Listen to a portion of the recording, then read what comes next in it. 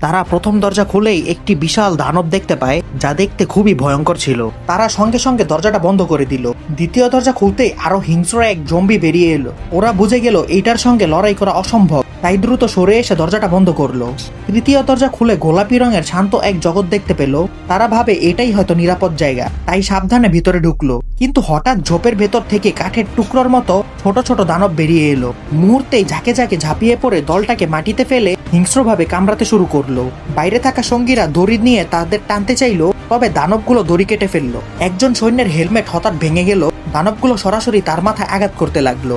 মেয়ে টিমমেট বাধ্য হয়ে একটাকে পা দিয়ে চেপে মেরে ফেললো। তারপর বন্দুক বের করে গুলি করে আরো কিছু শেষ করলো। এই সুযোগে সবাই দ্রুত বের হয়ে গেল। বাইরে ছুটে আসা দানবগুলোকে টিমমেটরা সঙ্গে সঙ্গে মেরে ফেললো। সেই মেয়েটি একটি দানবকে টেনে ছিঁড়ে ফেললো। হেলমেট ফাটা সৈন্যটি অবশেষে মাটিতে করুণভাবে পড়ে থাকে। এভাবে অনেক খোঁজার পর একটি দরজা খুলে তারা এক শান্ত, নিরাপদ ও সুন্দর জগৎ খুঁজে পেল। অবশেষে তারা সত্যিকারের নিরাপদ স্থানে পৌঁছাতে পারলো।